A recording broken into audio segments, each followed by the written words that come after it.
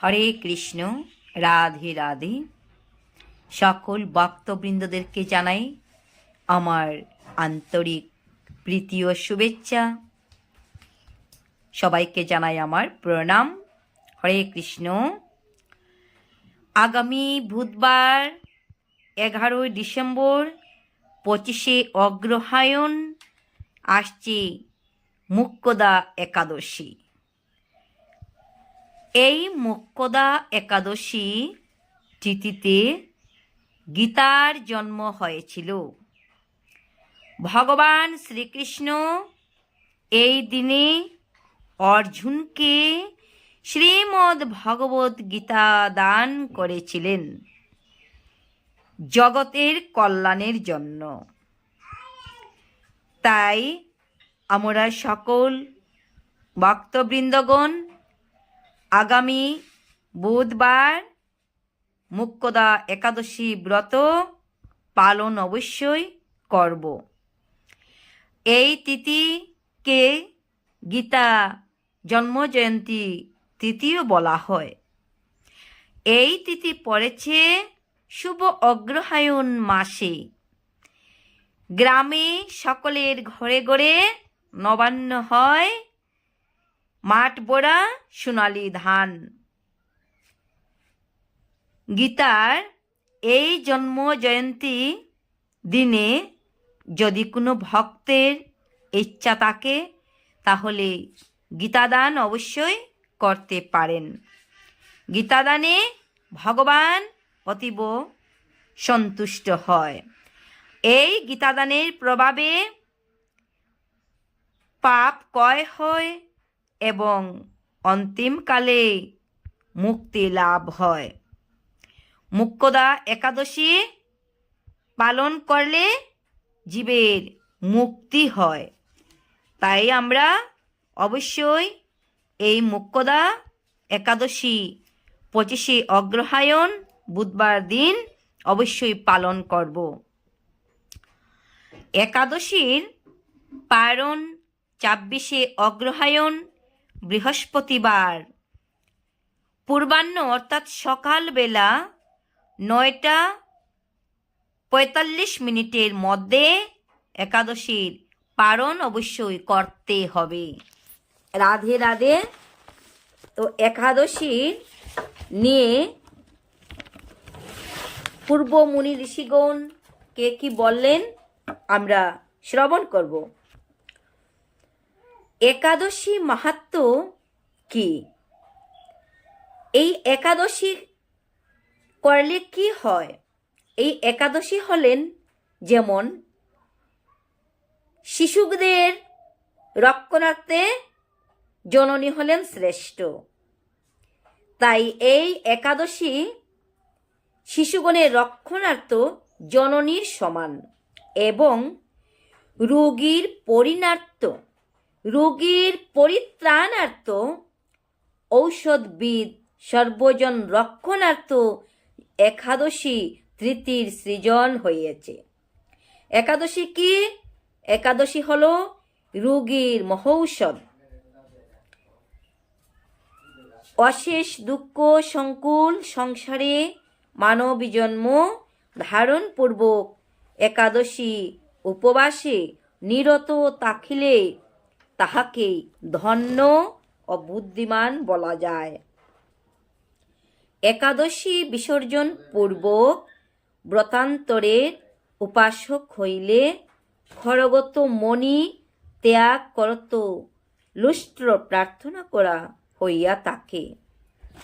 কেবলমাত্র একাদশীর উপবাস করিয়া জল দ্বারাও হরির পূজা করিলে সংসার হইতে পরিত্রাণ প্রাপ্ত হওয়া যায়। হে সুররাজ, প্রসঙ্গত দম্ভবশত অথবা লোভ নিবন্ধন ও একাদশীর প্রতি চিন্তা নিবেশ করিলে নিখিল দুঃখ হইতে পরিত্রাণ লাভ হয়। মহারোগ ক্লিষ্ট। যদি কোনো ব্যক্তি মহারোগে আক্রান্ত থাকেন, এই মহারোগ ক্লিষ্ট শরীরী গণের মহারোগ প্রশমনার্থ পরম ঔষধি স্বরূপ একাদশীর উপবাসের সৃজন হইয়াছে। পরম ঔষধি এই একাদশীর উপবাস করিলে পরম ঔষধ সেবন করা হইয়া থাকে, হলেন পরম একাদশী। তাই একাদশী করলে মহারোগ থেকেও মুক্তি পাওয়া যায়। যে সকল পাপী সংসাররূপ মহাসর্প কর্তৃক দষ্ট একাদশীর উপবাস দ্বারা সদ্যই তাহাদিগের আনন্দ উপলব্ধি হয়। নারদ পুরাণে বশিষ্ঠ মুনির উক্তি আছে যে, হে রাজন, একাদশী ভব বন্যী দ্বারা শত জন্মত্ব পাথক রূপ কাষ্ঠ দগ্ধীভূত হইয়া থাকে। হে রাজন, মানবের পক্ষে পাপ নাশন হরিবাসরের তুল্য পবিত্র অন্য কিছুই নাই। হরিবাসর কেন বলা হয়েছে? যেহেতু একাদশীর দিনে আমরা হরির নিকটে বাস করছি, সদাই হরিকথা শ্রবণ, হরি নামগুণ কীর্তন, হরির সেবায় ব্যস্ত, হরির নাম নিয়ে ব্যস্ত, তাই একাদশী দিনকে হরিবাসর বলা হয়েছে। হে ভূমিপ, যাবৎ কমলনাভ হরির পবিত্র বাসরে একাদশী তিথিতে উপবাসী না থাকা যায়, ততদিন শরীরের পাপের অধিষ্ঠান থাকে। ততদিন কি হয়? শরীরে পাপ থাকে। সহস্র সহস্র অশ্বমেধ ও শত শত বাজপেয়াদি যজ্ঞ একাদশী উপবাসের সুরসাংশের একাংশের সমান নহে। হে ভগবান, হে ভগবান, একাদশী উপবাস দ্বারা একাদশ ইন্দ্রিয়কৃত পাতক পুঞ্জ কয় হইয়া থাকে। প্রত্যেক মানবের শরীরে একাদশ ইন্দ্রিয় রহিয়াছে। তাই এই একাদশ ইন্দ্রিয়ের যদি কোনো পাপও থাকে, তাহলে সেই পাপ কয় হইয়া থাকে। একাদশী সদৃশ পাপোদ্ধারক অন্য কিছুই দৃষ্ট হয় না। একাদশী স্বর্গ, মোক্ষ, রাজ্য ও পুত্রপ্রদ। হে নৃপতে, একাদশী সুবার্যা প্রদায়িনী এবং দেহের আরোগ্য জননী। কি বলা হয়েছে? দেহের আরোগ্য জননী। তিনি হলেন মাথা জননী, আরোগ্য জননী। সকল রোগ থেকে কি হয়? আরোগ্য লাভ হয়। গয়া, গঙ্গা, বারাণসী, পুষ্কর, কুরুক্ষেত্র, রেভা, বেদিকা, যমুনা, চন্দ্রবাসা ইত্যাদি কেউই একাদশীর সদৃশ নহে। হে রাজন, জলপূর্বক একাদশী ব্রত অনুষ্ঠিত হইলেও পাথক ধ্বংস হয় এবং অবহেলে বৈকুণ্ঠ দামে গতি হইয়া থাকে। হরে কৃষ্ণ, হরি বল। একাদশী ব্রত করলে বৈকুণ্ঠ দামে গতি হয়। এই একাদশী চিন্তামণি সদৃশ। চিন্তা করা, যদি সদায় ভগবানকে চিন্তা করিতে পারি, হরিকে চিন্তা করিতে পারি, তাই হলেন চিন্তামণি সদৃশ।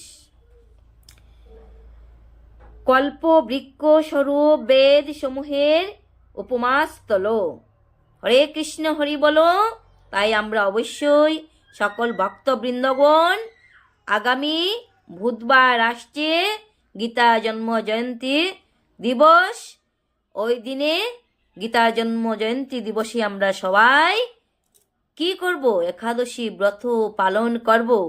এই ব্রত পালন করলে দেহের সকল রোগ থেকে আরোগ্য পাব এবং সকল পাপের থেকে মুক্তি পাব। কারণ এই একাদশীর নামই হলো মুক্কদা একাদশী। আর আমাদের যদি সম্ভব হয়, অবশ্যই আমরা দান করিয়া থাকি। তবে ওই দিনে, ওই তারিখে, একাদশী দিনে আমরা গীতা দান অবশ্যই করব। গীতা দানের ফলের সমান এই পৃথিবীতে কোনো বস্তু হয় না। তাই অবশ্যই আমরা সাধুগুরু বৈষ্ণবদেরকে বা কোনো আশ্রমে গুরু মহারাজদেরকে শ্রীমদ্ ভাগবত গীতা দান করব। আর ওই গীতা জন্মজয়ন্তী দিনে আমাদের অবশ্যই 18টি অধ্যায় পাঠ করা আবশ্যক।